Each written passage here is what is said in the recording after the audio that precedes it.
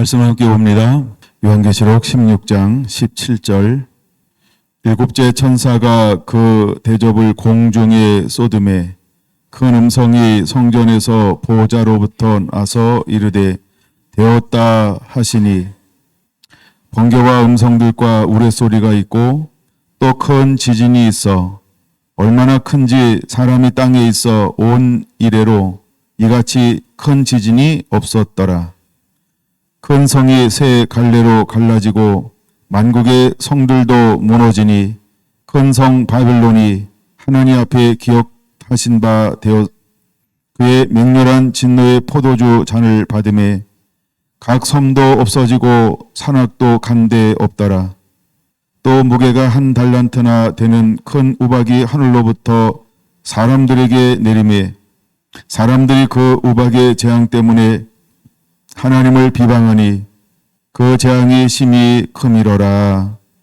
아멘. 이기는 자가 되어야 한다. 12번째 시간입니다. 16장은 진노의 대접, 진노의 대접이라고 소개하고 있어요. 이제 일곱째 천사가 나가서 하나님의 일곱 진노의 대접을 땅에 쏟기 시작을 합니다. 일곱 대접은 진노의 대접이라고 표현하고 있습니다. 하나님이 얼마나 진노했는가. 일곱 진노의 대접은 아버지의 마음을 읽을 수 있는 것입니다.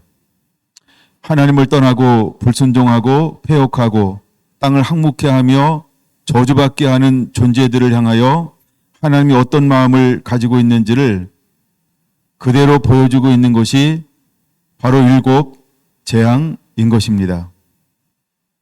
일곱 재앙은 예수 그리스도 밖에 있는 사람들을 하나님이 심판하기 위해서, 멸하기 위해서, 벌하기 위한 하나님의 진노의 마음을 표출하는 것이 일곱 재앙 대접인 것입니다. 하나님이 이 땅 가운데 몇 번에 걸쳐서 심판의 여러 가지를 보여주었습니다. 첫째는 노아 시대입니다. 사람이 어려서부터 생각이 악한 뿌님을 보시고 하나님이 사람 지음을 한탄하시고 이 땅을 물로 멸하셨습니다. 모든 기식 있는, 즉 코로 호흡하는 모든 것들을 하나님은 멸하셨습니다. 그들이 늘 생각이 악한, 하나님과 반대되는 그 생각을 가진 존재들을 향하여 하나님은 진노를 맹렬하게 보여주셨습니다. 그리고 한 사람, 의를 행하는 사람, 하나님의 뜻대로 말씀대로 순종하며 그 시대를 살아내고 있는 그 외로운 사람, 의로운데 혼자니까 외롭다는 표현을 썼어요. 묵묵히 자기의 길을 걸어갈 줄 아는 의로운 사람 한 사람, 노아로 인하여 하나님은 구원의 방주를 만들고 그 외의 모든 사람들을 하나님 벌하기로 하셨음에도 노아를 통하여 여러 번의 기회를 주었고, 그러나 그들이 농담으로 여겼고 그들이 듣지 않음을 인하여서 결국은 모든 사람들은 다 물로 멸망을 당하였던 것입니다. 하나님은 여러 번 진노하셨습니다. 그리고 그것을 실제로 나타냅니다. 바벨탑을 쌓아 하나님과 같아지려고 하고 흩어짐을 면하면서 하나님께 도전하려고 하는 사람들을 하나님은 이번에는 언어를 혼잡케 함을 통하여서 흩어지게 했습니다. 왜 그들이 흩어졌을까? 그러면 언어가 다르면 흩어지는 걸까? 생각과 뜻과 마음이 하나가 되지 아니하면 끊임없이 분열이 일어나는 것입니다. 여러분, 그들 마음은 어떤 마음을 가지고 있었을까? 여러 가지 하나 될 수 없는 마음을 가지고 있었을 것이다. 성경에 그 마음을 어떤 마음이라고 표현하는 것이 없죠. 그래서 뭐라고 표현할까? 살짝 고민을 한번 해봅니다. 아마 우리가 육체의 소욕은 이것이니 아니면 말세를 만난 징조는 이것이니 라고 하면서 여러 가지 사람의 심정을 표현하는 단어들이 바벨탑을 쌓아 흩어짐을 면하며 하나님께 이르자라고 했던 사람들의 마음에 어쩌면 그 배후 역시 교만과 타락의 마음이 분명히 들어왔을 것입니다. 그래서 하나님은 그것을 쌓지 못하도록 언어를 혼잡케 하여 흩어지게 했던 것입니다. 만약에 바벨탑을 쌓는 의도가 하나님 앞에 옳았다고 한다면 하나님은 결코 그들을 막지 않으셨을 수도 있다는 것입니다. 그러나 하나님은 그것을 중지시키기 위해 언어를 혼잡케 했던 이유가 그들의 마음이 하나님 앞에 선하지 않았기 때문인 것을 볼 수 있는 것입니다. 그리고 또 얼마나 지났을까? 하나님께서 한참을 지나고 난 다음에 아브라함을 불렀고 그의 조카 롯도 함께 따라왔습니다. 그리고 또 얼마의 세월이 지났을까? 하나님은 그에게 복을 주었고 둘이 함께 할 수 없어 헤어짐을 경험하게 합니다. 그러고 난 다음에 또 한 도시가 발달되어서 부를 누리고 있었는데 그 도시는 바로 소돔과 고모라라고 하는 도시였습니다. 그 제약이 날로 중대해져 가던 차에 과연 이 땅에서 불이 있는 그 기도를 알아보기 위해서 하나님은 천사 둘을 파송했습니다. 그리고 그 땅에서 올라오는 그의 아우성, 그의 신원의 노래가 그 땅에 와서 보시고 그 땅을 멸할 수밖에 없다라고 하는 결론에 도달했고 이제 의로웠던 롯과 그의 가정을 선사에 이끌려 바깥으로 끄집어냄을 당합니다. 그리고 하나님은 그 땅을 향하여 아버지의 마음, 즉 진노의 마음을 여과 없이 그대로 쏟아내고 있는 걸 볼 수 있습니다.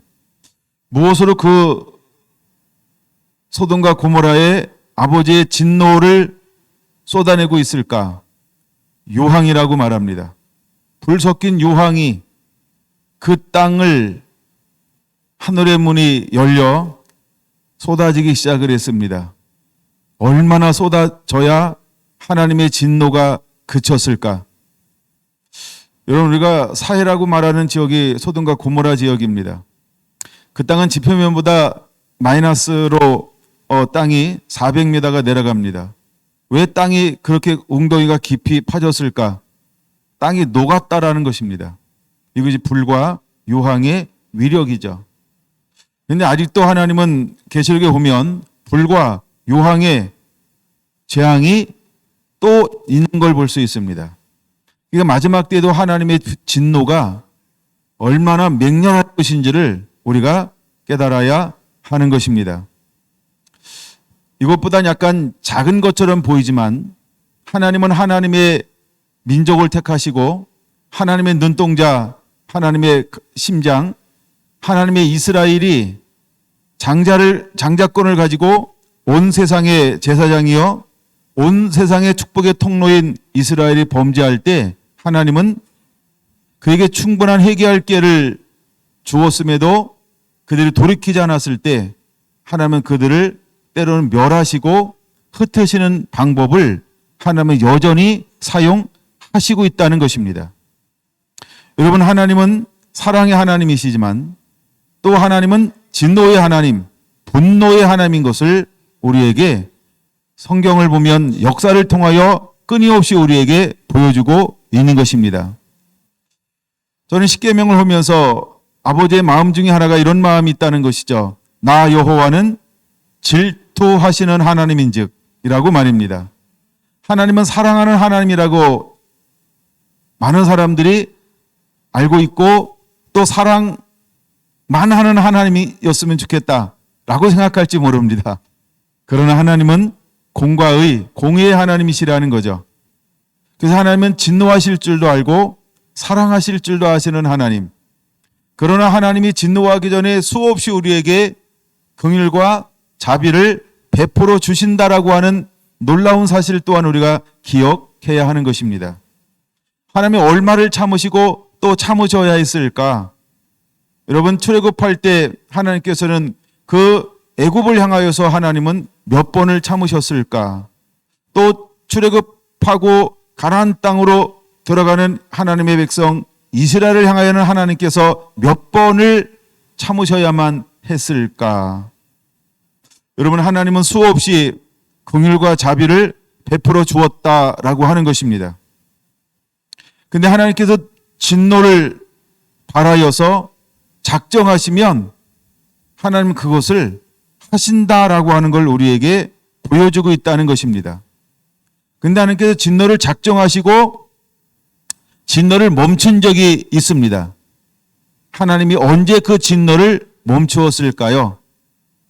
수많은 하나님의 사람들이 하나님과 그 죄악 가운데 서서 중재의 역할을 감당할 때 하나님은 잠시 그 중재자로 인하여서 하나님의 진노, 하나님의 분노를 멈추었다라고 하는 사실입니다. 그러면 요한계시록을 통하여 우리에게 보여주는 이 계시는 또다시 중재자가 필요할까? 중보자가 필요할까? 그럼 중보자가 있으면 하나님의 멈출까? 라고 하는 것을 우리가 한번 생각해 볼 수 있다는 것입니다. 왜냐하면 하나님은 어제나 오늘이나 영원토록 동일하신 하나님이기 때문에 그렇습니다. 여러분, 우리가 한 일회가 시작되면 이걸 우리가 크게는 대환란이라고 이야기합니다. 그런데 여기에는 한때, 두때, 반때라고 하는 3년 6개월이 있고 42달이라고 하는 3년 6개월로 나눠집니다. 자, 이제 적그리스도가 한 일회가 시작되면서 들어설 겁니다. 이는 모든 예배를 허용할 것이며 화평의 시대를 선언하게 될 겁니다. 그러나 그는 3년 반이 지나고 난 다음에는 모든 예배를 폐할 것입니다. 그리고 그는 돌변하여서 그의 숨겨진 짐승의 본능을 여과 없이 드러내게 될 것입니다. 근데 하나님은 이때에도 하나님은 누구를 세우실 것이냐 하면 중재자를 세우실 거라는 것입니다. 여러분, 우리가 사도 요한은 사도입니다. 그는 복음 전도자입니다. 그는 교사입니다. 또한 그는 선지자입니다. 또한 그는 목사입니다. 그는 오중직임을 가지고 사역을 했습니다. 그리고 그가 보고 들은 것을 가지고 증언하는 사역으로 삶을 마무리합니다. 그러면 오늘날 하나님이 또다시 세울 두 증인 같은 하나님의 사람들을 통하여서 주님은 무엇하기를 원하실까? 우리가 구약의 수많은 역사를 통해서 볼 수 있었던 것 중에 하나는 무엇이냐 하면 중재자라고 하는 것입니다. 그러면 마지막 때에도 중재자를 하나님은 세우실까? 그래서 하나님께서 가교 역할을 하게 하실까? 그래서 하나님의 심판을 멈추고 긍휼을 베풀 수 있도록 그 역할을 할 수 있는 사람들을 하나님은 또 필요로 하실까? 여러분가 계시록에 보면 도증인이라고 하는 사람들은 복음을 전하는 사람들로 증인으로 기록되어져 있습니다. 여러분, 증인들이 해야 될 역할 중에 하나가 무엇일까? 그들은 하나님과 이 땅 가운데, 이 땅과 그 사이 가운데 서는 사람일 것입니다. 두 증인은 어떤 역할을 감당할까? 하나님과 이 땅 사이에서 중재자적인 역할을 감당하게 될 것이라는 것입니다. 그는 끊임없이 이 땅에 잃어버린 영혼들을 향하여 복음을 전파하게 될 것이고, 또 진노하시는 하나님을 향하여서 그들은 그 마음에 호소하게 될 것입니다. 여호와여, 이 땅과 이 수많은 영혼들을 긍휼히 여기시옵소서, 불쌍히 여겨 주시옵소서, 하나님의 인자와 자비를 저들에게 베풀어 주시옵소서라고 말입니다.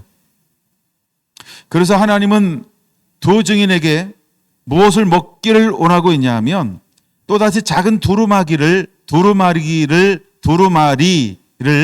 먹기를 하나님이 원하십니다. 예. 그래서 거기에 무엇이 쓰여져 있을까?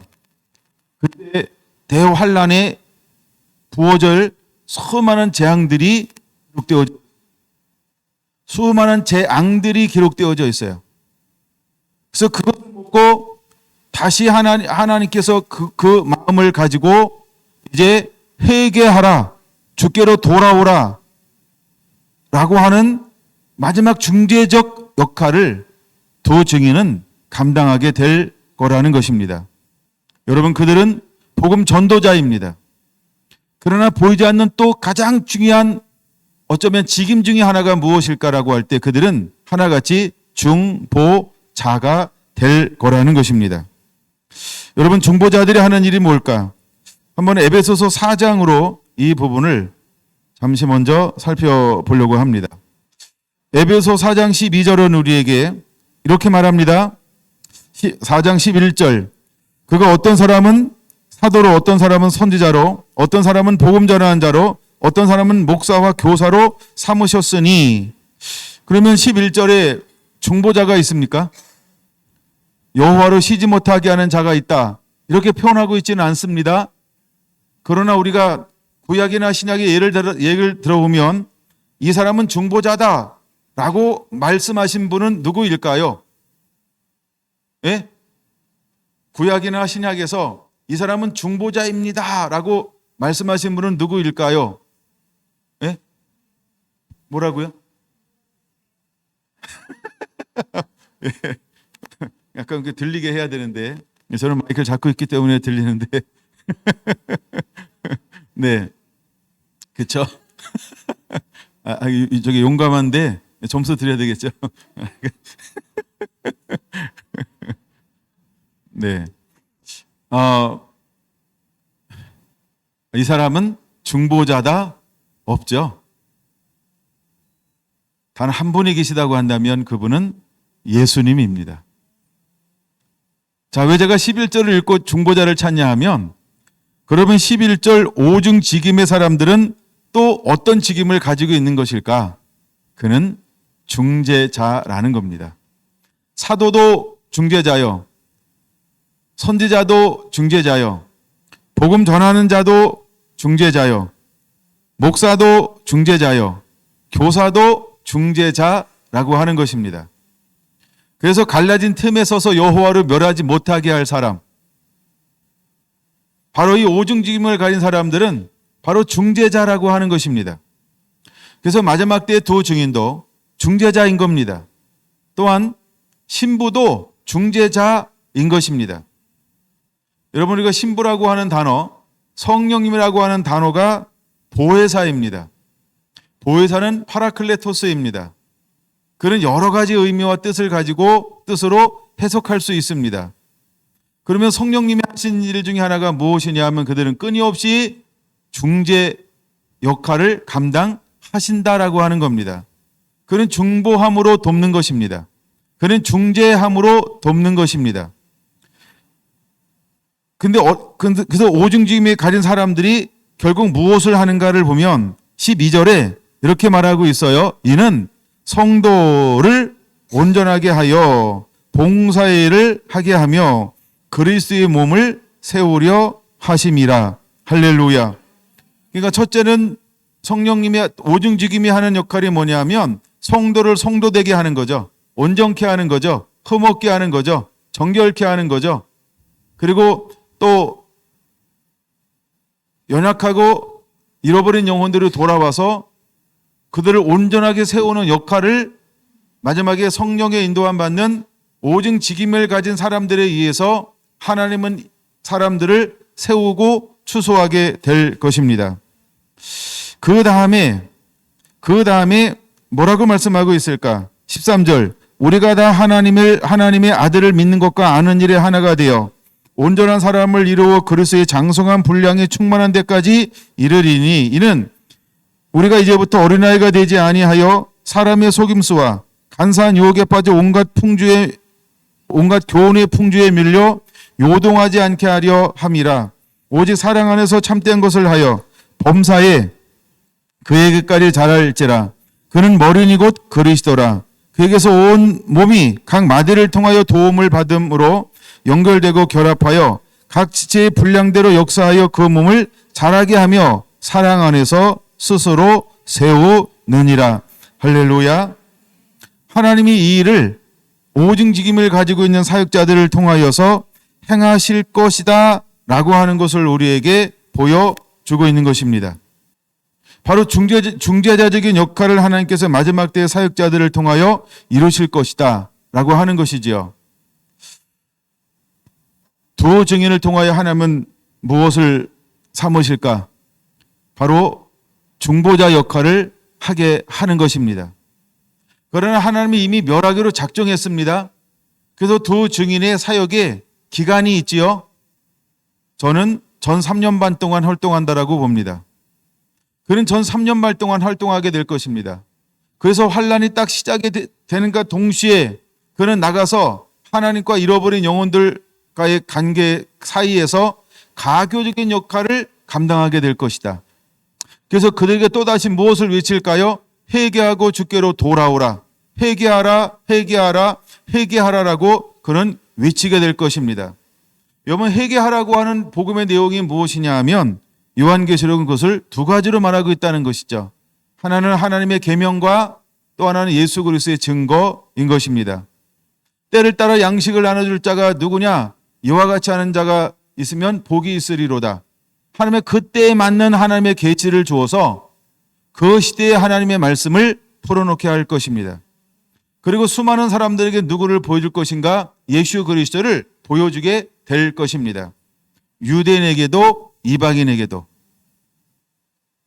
그래서 마지막 때 이 증인은 그와 같은 사역들을 감당하게 될 거라고 하는 것입니다. 이제 16장은 진노라고 표현하고 있습니다. 근데 이 진노는 막을 수 없는 진노입니다. 이제 하나님은 끝장을 보겠다.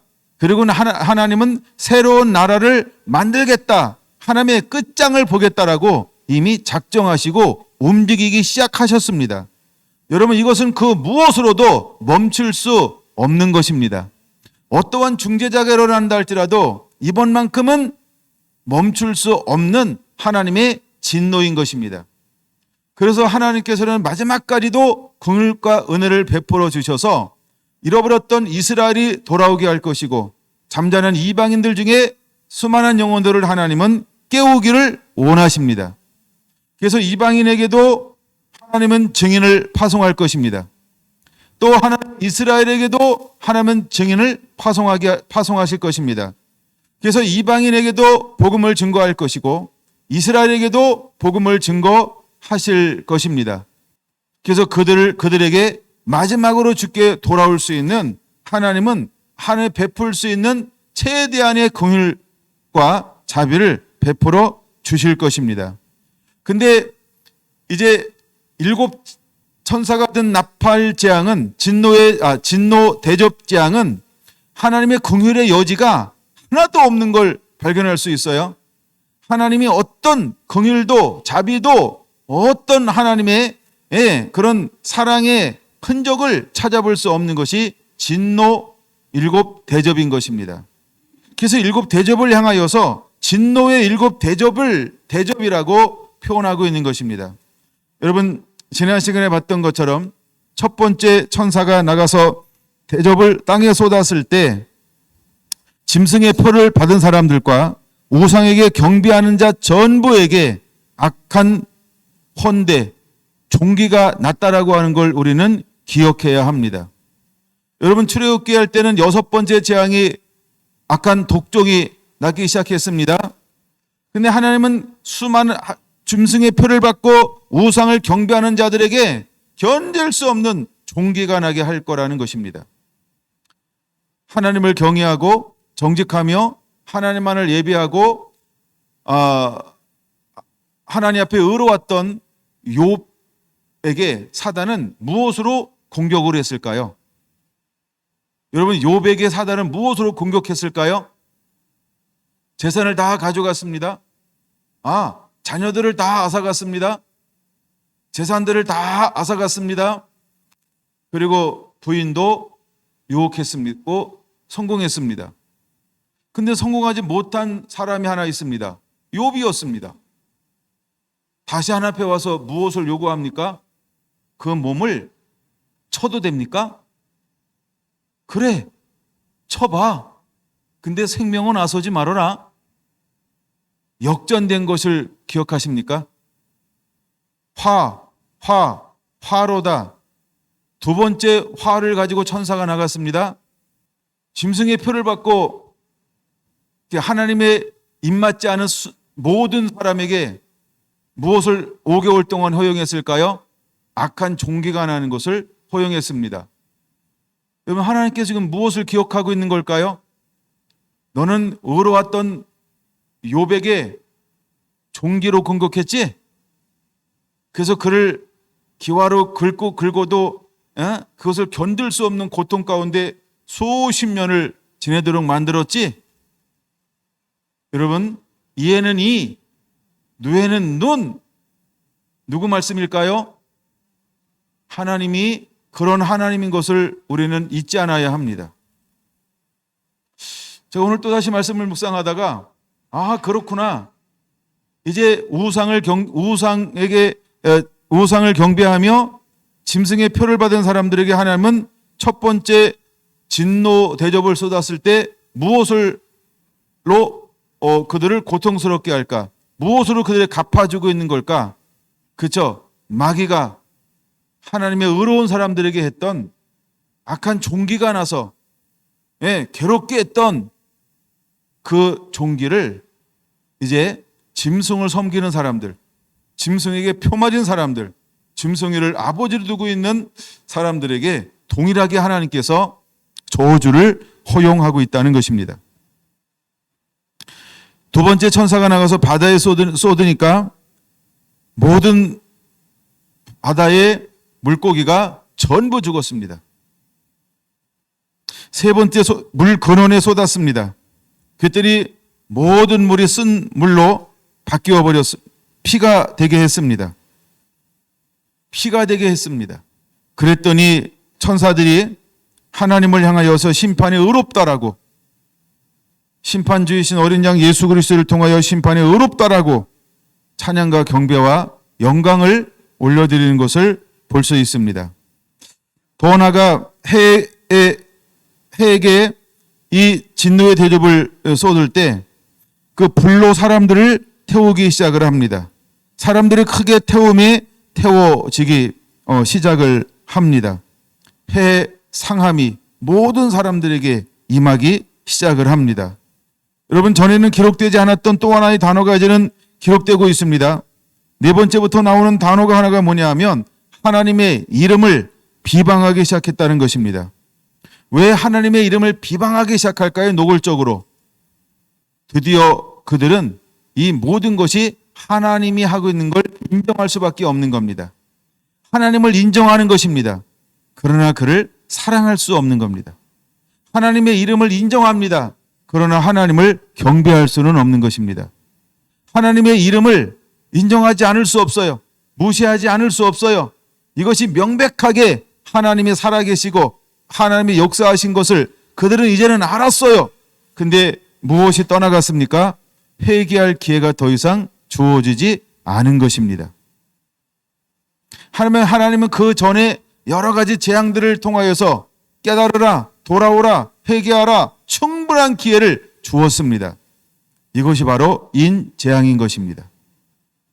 여러분, 인재앙은 회개할 수 있는 기회가 있습니다. 돌이킬 수 있는 기회가 있는 것입니다. 왜 그럴까요? 이는 징조이기 때문입니다. 이는 징조이기 때문에 그렇습니다. 두 번째, 나팔은 회개할 수 있는 기회가 주어지는 것입니다. 근데 대접 재앙은 회개할 수 있는 기회가 사라진다는 걸 우리가 깨달아야 합니다. 그러므로 사랑하는 성도 여러분, 혹시 여러분들 중에 이 재앙 가운데 소속이 된다 그러면 언제쯤 회개해야 되는지 아시죠? 언제쯤 회개해야 될까요? 징조가 보일 때 회개해야 합니다. 3분의 1 재앙이 임할 때 회개하셔야 합니다. 할렐루야. 대접 재앙이 쏟아지면 그때는 회개할 기회가 있다 없다? 없다는 것을 알아야 하는 것입니다. 그래서 그들은 회개하지 아니합니다. 물론 이 번역을 회개하지 아니하고 주께 영광을 돌리지 아니하더라 이렇게 번역을 했습니다. 또 이렇게 하나님이 말씀하셨습니다. 근데 이것은 할래야 할 수 없는 것입니다. 여러분, 우리가 출애굽할 때 모세가 만나는 한 사람이 있습니다. 누구일까요? 바로 왕인 것입니다. 그러면 애굽 사람들은 회개할 수 있을까요? 왕은 애굽을 대표하는 것입니다. 그러므로 애굽 사람들은 회개하지 않는 겁니다. 더 완악하고 완고해지는 것입니다. 우리가 어디에 소속되어져 있느냐, 내가 누구에게 속해 있느냐는 굉장히 중요합니다. 만약에 내가 예수 그리스도에게 속해 있다 그러면 회개할 겁니다. 그러나 내가 사단에 속해 있다 그러면, 교회는 앉아 있는데 마귀의 자녀다 그러면, 이때까지 오면 아는데, 인정할 수밖에 없는데, 그럴 수밖에 없는 걸 나도 알겠는데 안 되는 겁니다. 그래서 그는 비방할 수밖에 없는 겁니다. 모욕할 수밖에 없는 겁니다. 이를 갈 수밖에 없는 겁니다. 슬피 울며 이를 갈리라라고 했던 것처럼 그는 실제로 이때쯤 되면 알기 때문에 슬피 울며 악에 바쳐 이를 갈며 비방하게 될 거라는 것입니다. 여러분, 이 강도가 얼마나 센 강도인지를 느껴야 합니다. 알았으면 좋겠습니다. 그래야 나가서 복음을 증거할 때 마지막에 두 번 검열하고 안 듣다. 그럼 세 번째는 이 이야기를 반드시 듣거나 말거나 외쳐야. 그게 복음입니다. 세례 요한이 독사의 자식들아 강력하게 외쳤던 것처럼 어쩌면 마지막 때 추수꾼들도 한 번, 두 번 권면하여 듣지 않으면 세 번째는 이 강력하게 그들의 현실이 어떻게 될 것인지를 저주가 아니고 팩트를 외칠 수 있어야 됩니다. 그들이 듣는 것, 안 듣는 것은 그에게 맡기는 겁니다. 그래서 우리는 계시록을 알아야 합니다. 그래서 이것이 재앙이고 때로는 애곡이고 애가라고 할 수 있는 것입니다. 우리는 이렇게 외칠 수 있어야 합니다. 다섯 번째 천사가 이제는 짐승의 왕자가 어디 있을까?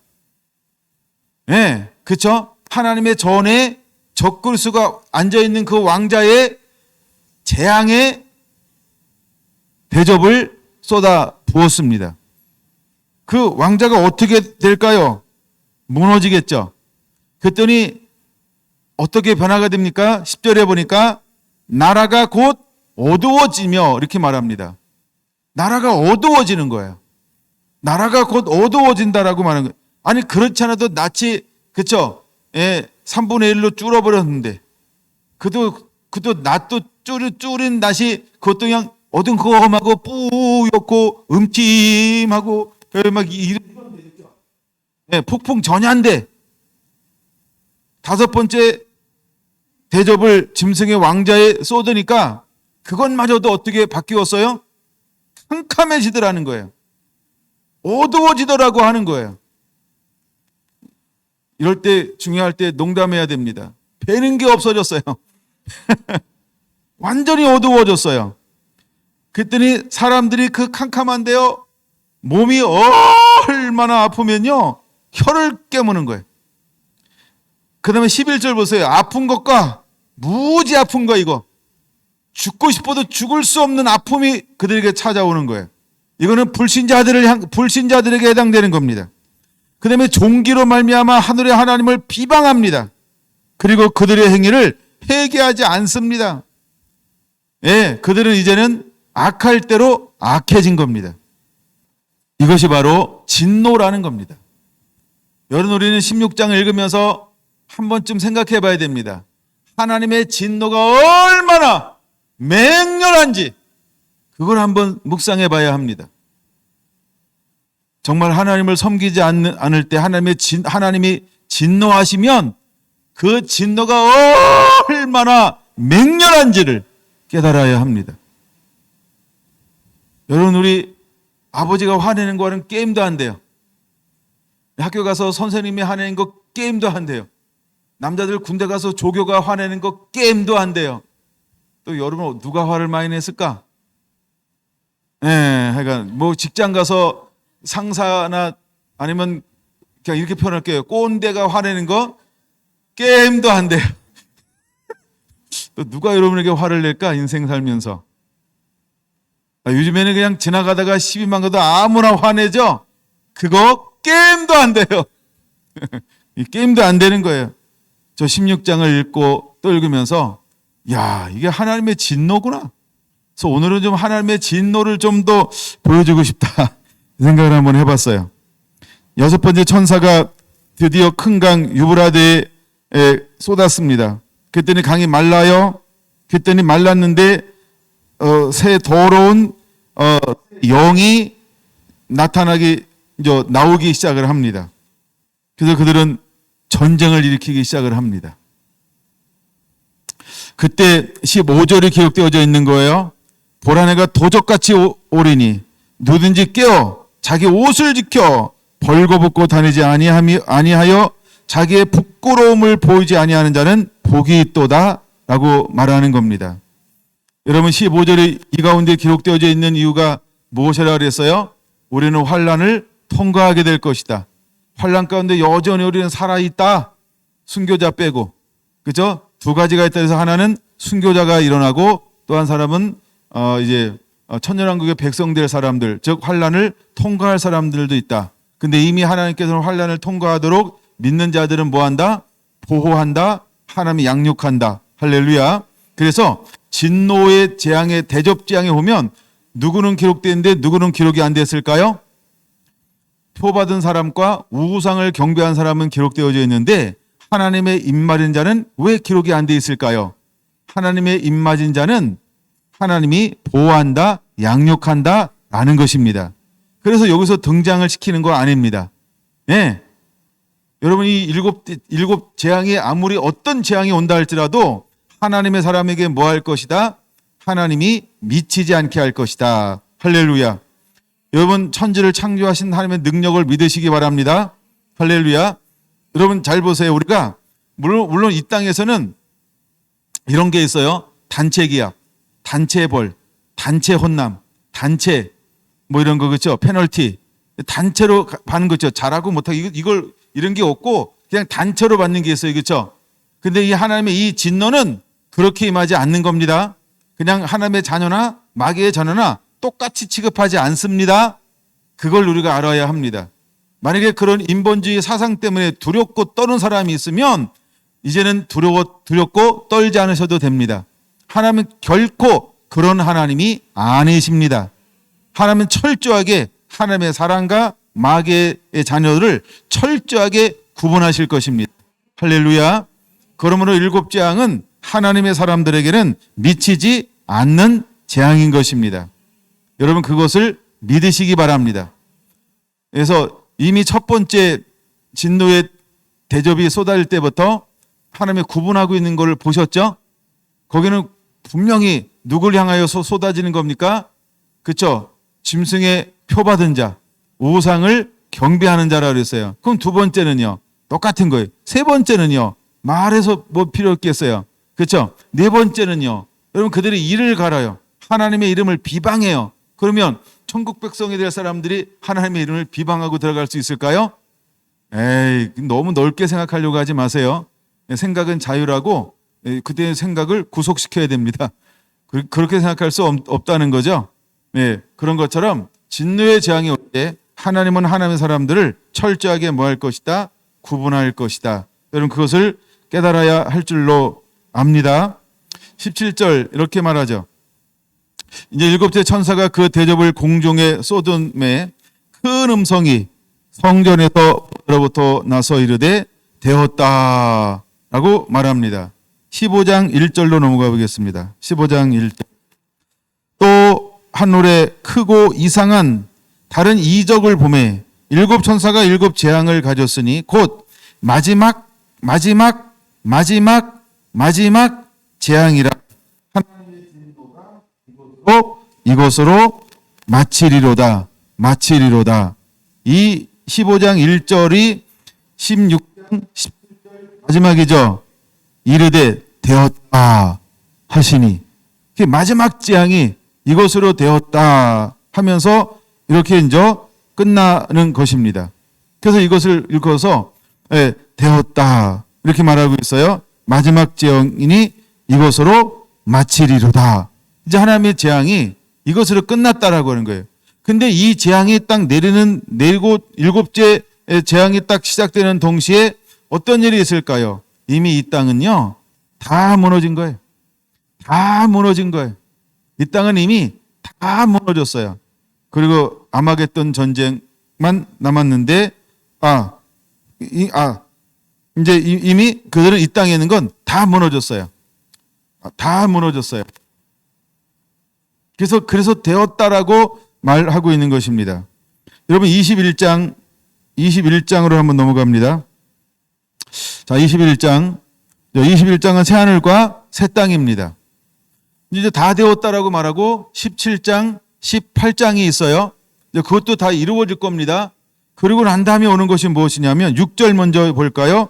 또 21장 6절 또 내게 말씀하시되 이루었도다. 뭐라고요? 이루었도다 이렇게 말하고 있어요.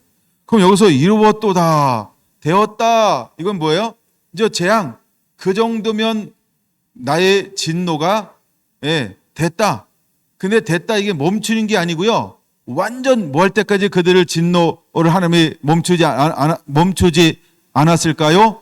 그들이 무저갱으로 사단이 다시 들어가 열쇠가 잠기고 불순종하는 모든 사람들은 그쵸? 이 땅 가운데 다 쓸어서 어디로 간 거예요? 불못으로 들어갔다는 거예요. 그때서야 다 이루었다. 하나님의 진노는 그때서야 끝나는 것입니다. 그걸 알아야 합니다. 이때는 악한 자가 남지 않습니다. 이때는 사단을 숭배하는 자가 남지 않습니다. 이때는 사단의 표받은 자가 남지 않습니다. 몽땅 죽습니다. 그걸 알아야 돼요. 그래서 되었다라고 하는 표현은 그런 표현입니다. 그 다음에 21장에서 다 이루었다라고 하는 이 표현은 어떤 표현이냐면 이제는 하나님께서 4절에 이렇게 말합니다. 4절 처음 것들이 다 지나갔음이로라. 4절 마지막 부분 보좌에 앉으신 이가 이르시되 보라 내가 만물을 새롭게 하노라. 할렐루야. 이제 마귀에게 속한 모든 타락한 인간과 사단은 전부 음보와 무령에 갇혔습니다. 그래서 이제 하나님이 어떤 계획을 가지고 있는 거예요? 내가 만물을 새롭게 하겠다. 그걸 깨달아야 돼요. 이제 드디어 주님은 만물을 새롭게 하실 것입니다. 이것을 일컬어서 우리는 뭐라고 부르고 있습니까? 새하늘과 새 땅, 새 예루살렘 성 이렇게 표현하는 것입니다. 여러분들 시간이 있을지 모르겠어요. 암송하냐고? 시간이 없죠? 그래도 암송을 적당히 하는 분들도 있잖아요. 세 분. 그래서 에스겔서 40장부터 48장을 읽어봐야 될 이유가 있습니다. 왜냐하면 에스겔서 40장부터 48장은 무엇에 관하여 우리에게 먼저 보여주고 있을까요? 새 예루살렘을 보여주고 있기 때문입니다. 자, 이제 요한계시록 보면 그래서 4절에 다 지나갔음이로라. 뭐가 다 지나갔을까요? 첫 번째 세계가 다 지나갔다는 거예요. 그 다음에 5절 뭐라고 말합니까? 보좌에 앉으신 이가 이르시되 보좌 하나님의 통치권을 말하는 거죠. 그러니까 보좌가 앉으신 이가 이르시되 보라 내가 만물을 새롭게 하노라. 그럼 새롭게 하는 거예요. 이것을 일컬어서 우리는 새 예루살렘 또 새 하늘과 새 땅, 이걸 순수 우리말로 신천 신지. 그 용어를 잘 우리는 안 써요, 그렇죠? 어떤 나쁜 놈들이 쓰고 있어가지고 그 용어를 뺏겨 버렸어요. 참 좋은 언어인데, 그렇죠? 그래서 새 하늘과 새 땅, 이렇게 이제 표현을 합니다. 이제 드디어 하나님이 만물을 새롭게 하노라 하시고 또 이르시되 이 말은 신실하고 참되니 기록하라는 거예요. 하시고 또 내게 말씀하시되 이루었도다. 뭘 이룬 거예요?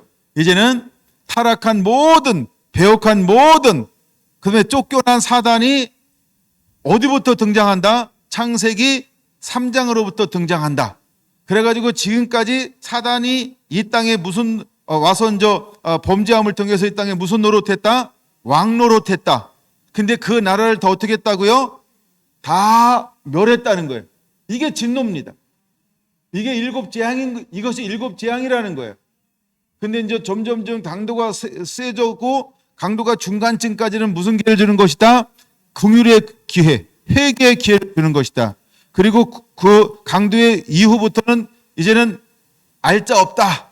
이제는 끝, 긍휼 끝, 자비 끝. 이래가지고 그때부터는 완전히 우상을 숭배하고 짐승에게 펴맞은 자를 완전히 멸하고 그 다음에 사단도 완전히 하나님께서 멸하는 그런 시즌이 일어나는 것이다.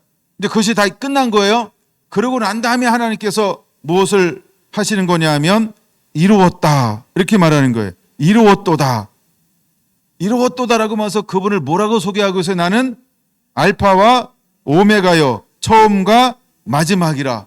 예, 나는 처음이고 마지막이다. 그러니까 내가 다 이루었다는 거예요.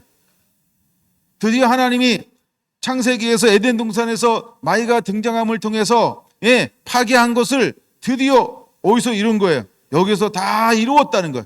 그래서 되었다.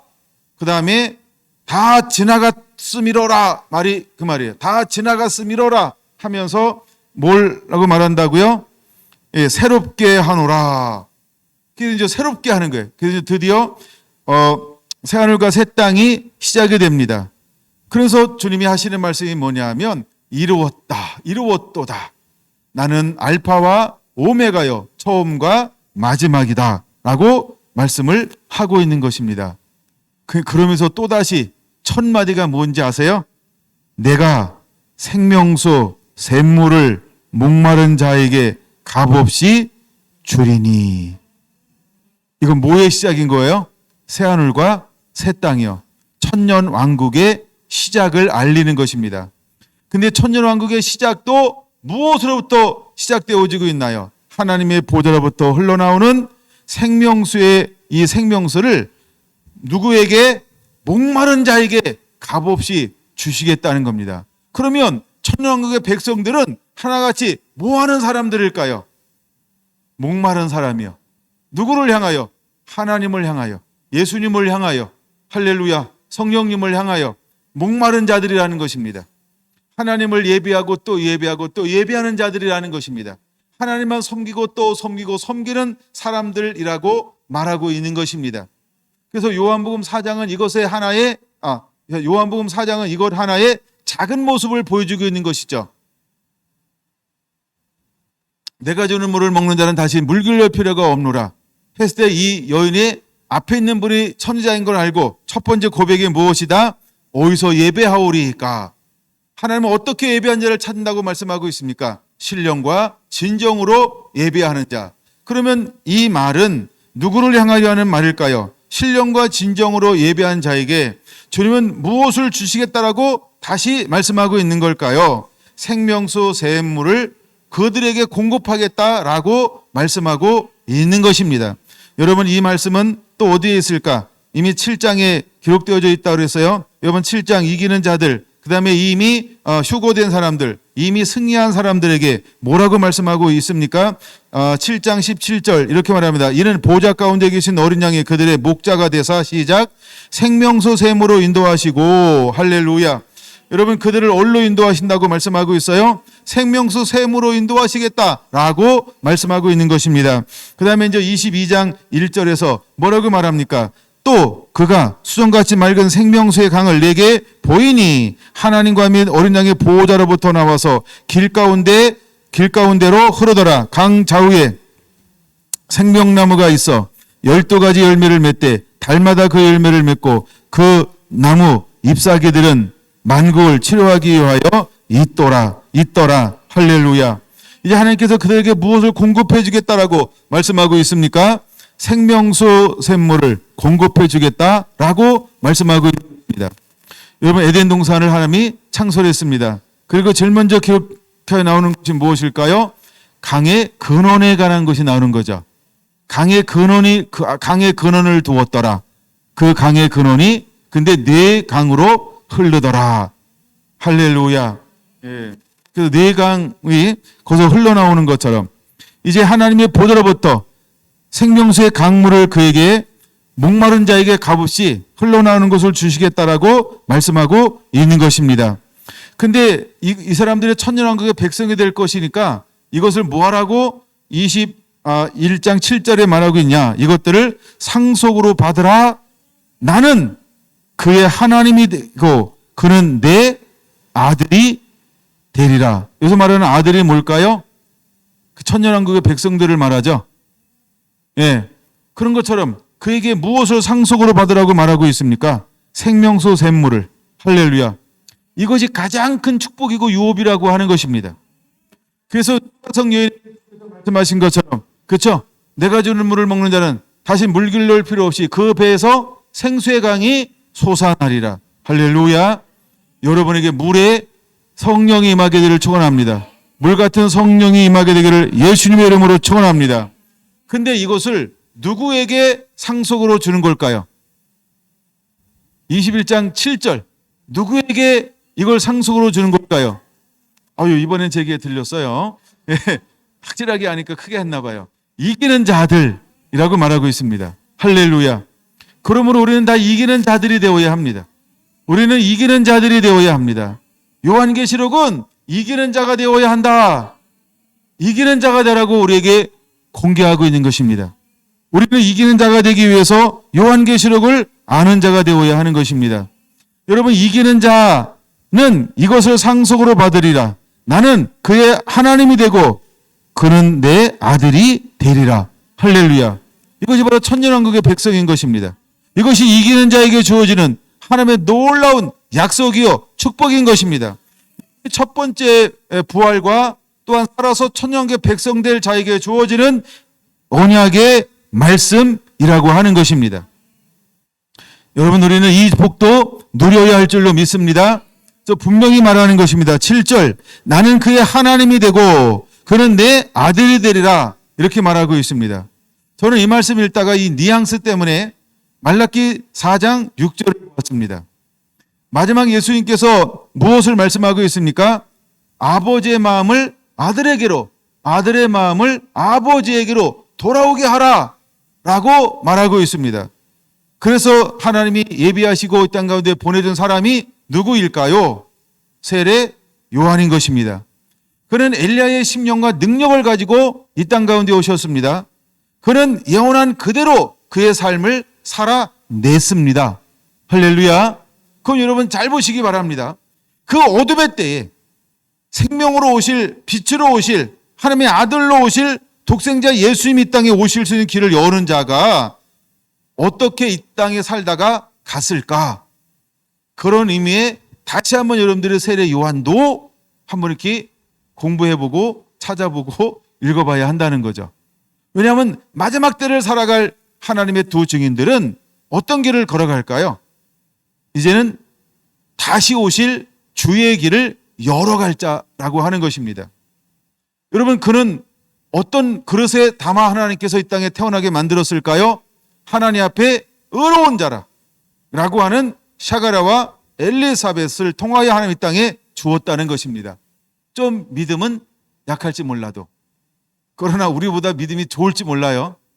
네. 그 다음에 하나님이 성령에 이끌려 그는 어디로 갑니까? 광야. 왜 광야에서 그는 자라났을까요? 그를 누가 양육했을까요? 그가 누가 키웠을까요? 누가 모든 걸 공급하고 보호하고 양육해 주었을까요? 성령 하나님이요. 그런 마지막 때에 하나님이 세례 요한을 하나님의 성령의 강렬히 이끌어가서 그를 하나님이 성령이 양육했다라고 한다면, 모든 걸 공급했다라고 한다면, 때가 돼서 드러나기까지 기록이 없어요? 그럼 누가 했을까요? 하나님의 방법으로. 그러니까 성령님이 그를 보호하고 양육했다는 것입니다. 그런 두 증인을 하나님께서 어떻게 이끌어갈까? 또 하나, 마지막에 천년 왕국의 백성 될 사람들을 성령님께서 어떻게 광야에서 보호하며 양육할 것인가? 그냥 믿으시기 바랍니다. 그냥 믿으시기 바랍니다. 목사님, 구체적으로 말씀해 주면 안 될까요? 나도 몰라. 그걸 아는 사람은 아무도 없을 거예요. 마치 주님이 언제 오실지 모르는 것처럼. 네, 그냥 하나님의 방법으로 양육해 줄 것인데 그게 신뢰요, 그게 믿음인 것입니다. 하나님이 꼭 나는 어디 뭐 알레르기가 있는데, 예를 들어 나는 땅콩 알레르기가 있는데 하나님께 그걸 아실까요? 그런 거 질문하면 혼나요. 예? 나는 가끔 일주일에 한 번씩 소고기 한 번 먹어야 되는데 그것도 주실까요? 하여간 꿈은 꿔. 뭐 꿈꾸는 것까지 내가 뭐라 그럴 수는 없잖아요. 그렇죠? 예. 근데 우야등등 하나님은 우리를 보호하고 인도할 것인데 환난 가운데서 우리를 하나님이 필요한 것으로 공급할 것이다. 자, 보세요. 세례 요한은 누구의 영으로 왔다 그랬어요? 엘리야의 심령과 영으로. 그러면 또 우리가 무엇을 봐야 하냐 하면 그 이세벨과 짝꿍이 누구죠? 아합이 그 환난, 조그마한 환난이죠. 이 계시록의 환난, 마지막 때 환난은 대환난이고, 조그마한 환난 가운데서도 얼마나 많은 사람들이 숨겼는지 몰라요. 근데 그때 하나님이 하나님의 사람을 어떻게 보호하고 인도하고 양육했는가를, 그걸 보고 마지막 천년 백성들 살아서 천년왕국에 들어갈 사람들 어떻게 보호할 것인지 하나의 작은 샘플이라는 것입니다. 여러분, 하나님은 어떻게 그를 인도했을까요? 그렇죠? 목사님, 다 피가 되는데 그럼 그 강으로 인도할까요? 이런 거 질문하는 사람들이 사오정이라고 부르는 거예요. 네, 그 사오정입니다. 네. 하나님이 가지를 던져서 마라를 어떻게 했다고요? 그렇죠? 말아먹게 했잖아요. 단물로 바뀌었잖아요. 그렇죠? 그러니까 하나님의 방법은 몰라요. 근데 이 방법이 새 나가면 안 돼. 누구한테? 불신자에게. 네, 짐승의 표를 받은 사람들에게 새 나가면 안 돼. 몰라 또 새 나가게 할지 안 할지. 그러나 그는 아무리 던져도 물이 안 변해. 예, 그냥 던지기만 하는 거예요. 던지기. 예, 근데 하나님의 사람들은 던지면 변하는 거예요. 근데 똑같이 하나님께서 나뭇가지를 던져라 이럴지, 그쵸? 지푸라기를 던져라 이럴지, 그쵸? 뭐 머리카락을 하나씩 던져라 이럴지 몰라. 뭘 던지라 그럴지, 또 던지라 그럴지 아니면 명하라 그럴지 그건 몰라요, 방법은. 그러나 모든 물 근원이 피로 바뀌고 순수게 된다 할지라도 하나님의 사람은 어떻게 할 것이다? 하나님이 보호하실 것이다. 할렐루야. 여러분, 하나님께서 고센 땅을 구별하셨다라고 한다면 그냥 한 분 한 분이 머무는 환경을 하나님은 뭐 하실 수 있다? 다 하나님은 초자연적인 하나님의 방법으로. 자, 보세요. 하나님은 능치 못한 일이 있겠냐 이거예요. 그렇죠? 예? 이때 여러분 다 마리아의 영성으로 무장하시길 바랍니다. 내가 남자를 알지 못하는데요. 뭐죠? 주가 그러신다. 받아들이시기 바랍니다. 아멘하고 아멘. 네, 나는 계집종이오니 주의 말씀대로 이렇게 이루어지이다. 할렐루야. 이게 마리아의 영성이에요. 알고 믿는 게 아니라 그냥 그렇다고 하니까 예이 그러고 믿는 거예요. 우리 마지막에 이 영성이 우리 안에 그대로 회복되어져야 합니다. 그리고 실제로 그 영성을 가지게 될 겁니다. 하나님이 그렇게 인도하실 거예요. 그래서 하나님이 그러면 자 보세요. 나는 떡은 좀 그만 먹고요. 질렸어요. 딴 거 갖다 주세요라고 또 까마귀한테 청구할지도 몰라요. 야, 까마가 좀 딴 거 좀 물으면 안 되겠니? 엘리야는 그런 거 가지고 씨름하지 않았어요. 왜 그랬을까요? 엘리야는 떡을 좋아했대요. 지금도 떡 먹는 연습 하셔야 될지 몰라요. 그러니까 하나님이 필요한 것으로 공급하는 거예요. 하나님이 필요로 하는 걸 공급하는 거예요. 우리는 떡으로 번역을 했는데 또 언어에 보면은 빵 이럴지 몰라요. 근데 내가 진짜 안 찾아봤네요. 근데 하여간 떡을 물어다 줬죠. 그렇죠? 그 다음에 또 하나님께서 그가 이쪽의 환경이 바뀌니까 하나님은 어떻게 하시는 거예요? 하나님은 또 새로운 환경을 예비하시는 거야. 그렇죠? 그러니까 내가 하나님이 그럼 3년 6개월 동안 한 곳에서만 인도할까요? 그런 걸 나한테 묻지 마요. 왜? 나는 모른다. 그럼 몇 개월이나 머물까요? 그것도 나도 모른다. 그렇죠? 그런 건 몰라요. 근데 하여간 하나님은 뭐 할 수 있었냐면 나를 어디로 감동을 줘가지고 야 이제 가라 그러면 그냥 가면 돼. 누구처럼? 엘리야처럼. 그렇죠? 엘리야처럼 가면 거기에 누가 있을까? 가부가 있을지 아니면 누가 있을지 아무도 몰라. 그런 것도 나한테 묻지 마. 왜? 나도 몰라요. 하나님의 사람을 하나님께서 예비한 사람들을 통해서 또 예비한 환경을 통해서 하나님이 보호하실 거라는 거예요. 그게 우리의 믿음이어야 한다는 거예요. 그게 실제로 믿음이어야 한다는 거예요. 아니 왜 그것을 엘리야만 하나요? 그렇죠? 야고보서에 말하는 엘리야는 우리와 심령이 똑같은 자로 돼 그가 비 오지 않기를 또 비 오기를 기도했더니 뭐 했더라? 우리와 그는 뭐가 다 같다나겠죠? 똑같죠, 그렇죠? 같잖아요, 그렇죠? 이분 옷만 다를지 몰라요. 다 같잖아. 똑같이 하나님께서 엘리야를 그렇게 인도했다고 한다면 마지막 때 이기는 자도 하나님 반드시 초자연적인 방법으로 인도할 것이다. 그 믿음이 있어야 합니다. 아멘. 아멘. 그래서 이기는 자들에게는 이라고 말하고 있어요. 이것을 상속으로 받으리니 이것이 뭘까요?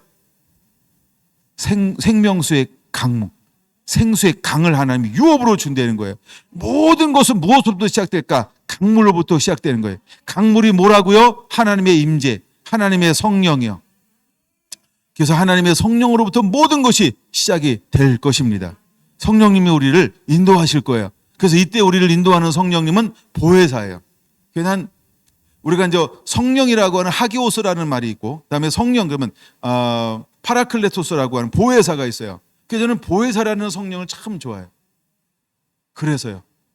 보혜사 성령님, 그냥 보혜사요. 근데 이제 보혜사 성령님, 원래 보혜사가 그냥 성령인데 우리는 두 개 붙이잖아요, 그렇죠? 보혜사 옷이 없어 이렇게 안 하고 보혜사 성령님 옷이 없어. 근데 그의 애칭이 하나 있기는 해. 그 성경 읽어보면 요한복음 14장이나 15장이나 16장에 보면은 진리의 영 이렇게 말합니다. 진리의 영 이렇게 말합니다. 보혜사인데 그분이 또 애칭이 있는데 뭐라고요? 그는 진리의 영이라는 거예요. 그분은 진리의 영으로 오시는 거예요. 말씀이신 그분이라는 거예요. 본체신 그분이라는 거예요. 그분이 오셔서 우리를 인도하실 거예요. 그분이 우리를 도우실 거라는 거예요. 그분이 우리와 함께 하실 거라는 거예요, 여러분. 그걸 믿으시기 바랍니다. 함께 하실 거라니까 함께 하실 거. 난 가장 놀라운 축복 중에 하나가 분명히 그거 나올 때마다 강조하지만 임마누엘입니다. 여러분 생각해 보세요. 왜 하나님께서 이름을 두 개를 줬을까? 예?